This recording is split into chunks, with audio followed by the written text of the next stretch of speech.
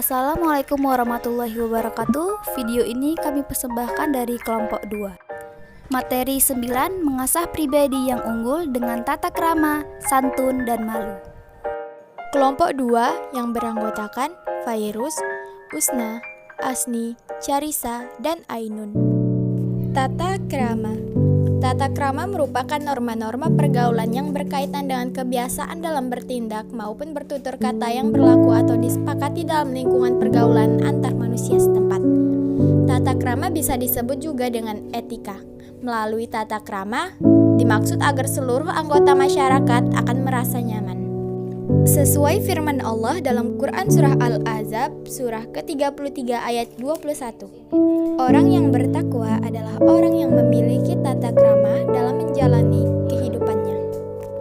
Tata krama adalah akhlak mulia dan sebaik-baiknya akhlak adalah mencontoh Nabi Muhammad SAW. Bismillahirrahmanirrahim. Laqad kana lakum fi Rasulillahi uswatun hasanatul liman kana yarju'ullaha wal yawmal akhira wa dzakarallaha katsira. Artinya, sesungguhnya telah ada pada diri Rasulullah itu suri teladan yang baik bagimu. Rasulullah Shallallahu Alaihi Wasallam bersabda. Ibnu Sar berkata dari Nabi Shallallahu Alaihi Wasallam, beliau bersabda, siapa yang tidak menyayangi orang yang kecil di antara kami dan kami tidak mengerti hak orang yang lebih besar di antara kami, maka ia bukan dari golongan kami. Hadis riwayat Abu Daud. Manfaat bertata krama.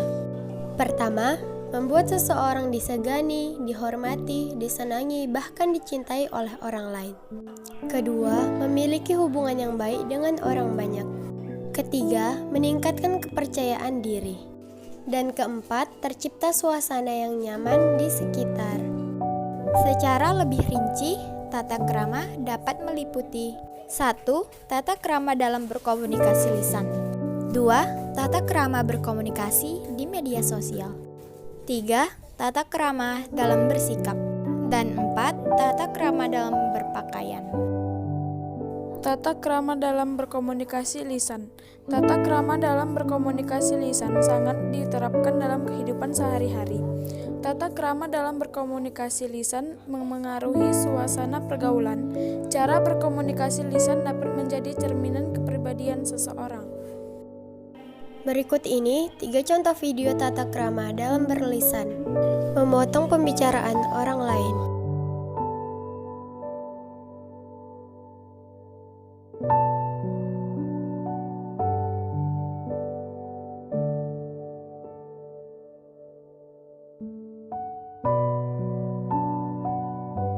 Tidak mendengarkan teman yang sedang menjelaskan.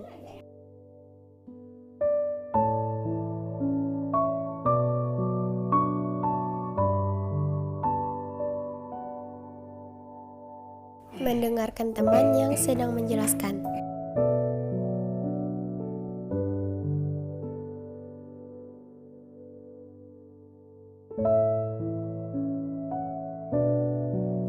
Tata krama dalam berkomunikasi di media sosial.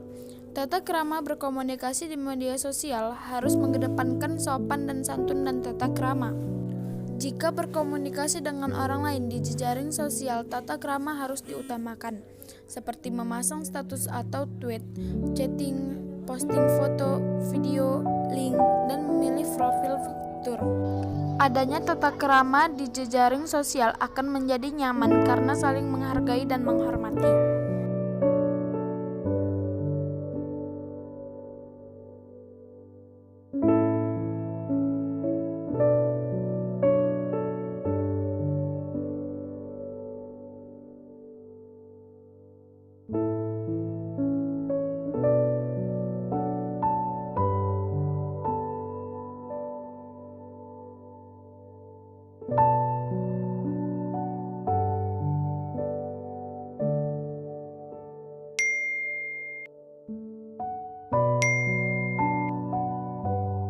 Tata krama dalam bersikap. Tata krama dalam bersikap sangat penting untuk diterapkan dalam kehidupan sehari-hari. Bersikap menyangkut tata cara memosisikan bagian-bagian tubuh saat berinteraksi dengan orang lain. Sikap yang kita tunjukkan dapat ditangkap maknanya oleh orang lain. Contoh tata krama dalam bersikap. Maaf ya, iya nggak apa-apa. Makasih ya, iya sama-sama sekali lagi. Maaf ya, iya nggak apa-apa. Tata krama dalam berpakaian. Tata krama dalam berpakaian adalah untuk menutupi aurat dan untuk memperindah jasmani manusia. Seorang muslim harus berpakaian sesuai dengan ketentuan dalam ajaran Islam. Allah Subhanahu wa Ta'ala menyukai keindahan dan keserasian, dan dianjurkan Rasulullah untuk berpakaian dan berhias rapi dan serasi sehingga enak dipandang. Firman tentang tata krama dalam berpakaian. Bismillahirrahmanirrahim. Ya bani Adam qad anzalna alaikum libasan yuwari sawatikum warishan wa libasu at-taqwa zalika khairuh zalika min ayatillahi la'allahum yazakkarun. Artinya, wahai anak cucu Adam, sesungguhnya kami telah menyediakan pakaian untuk menutupi auratmu dan untuk perhiasan bagimu. Tetapi pakaian takwa itulah yang lebih baik. Demikianlah sebagian tanda-tanda kekuasaan Allah, mudah-mudahan mereka ingat. Quran Surah Al-A'raf Surah ke-7 ayat 26. Contoh tata krama dalam berpakaian.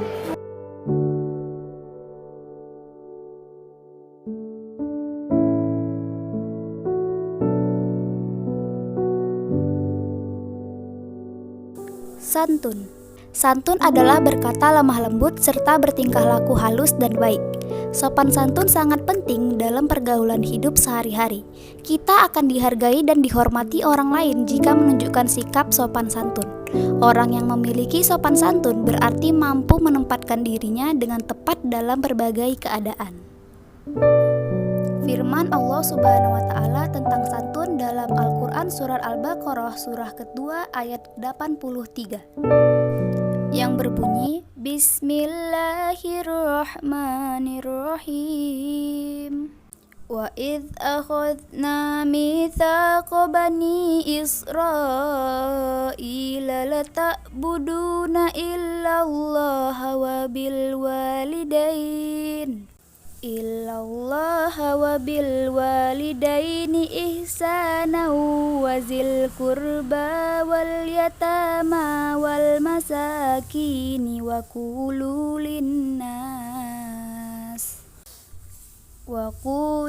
linnasi husna wa aqimus salata wa atuz zakah Thumma tawallaitum illa qalilam minkum wa antum mu'ridun.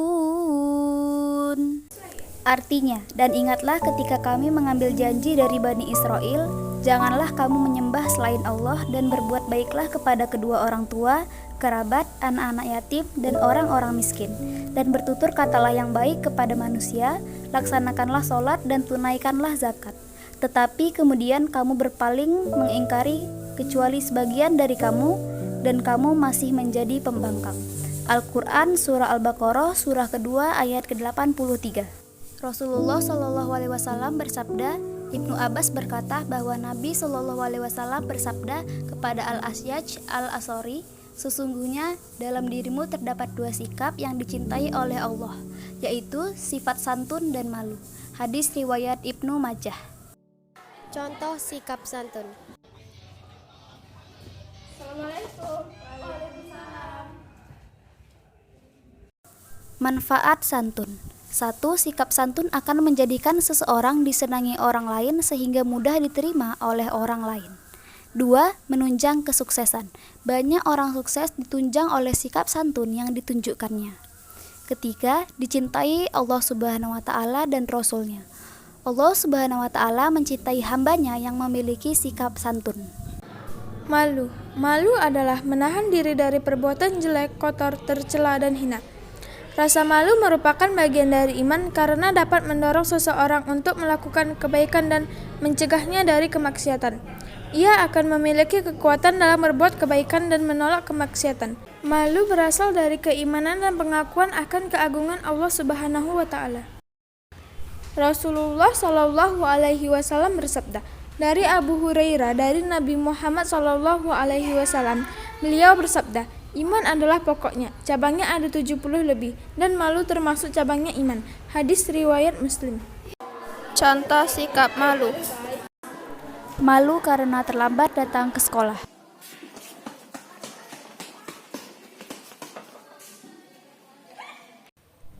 Manfaat malu. 1. Mencegah dari perbuatan tercela. Seorang yang memiliki sifat malu akan berusaha menghindari perbuatan tercela. 2. Mendorong berbuat kebaikan. Rasa malu kepada Allah Subhanahu wa taala akan mendorong seseorang berbuat kebaikan. 3. Mengantarkan seseorang menuju jalan yang diridhai Allah Subhanahu wa taala.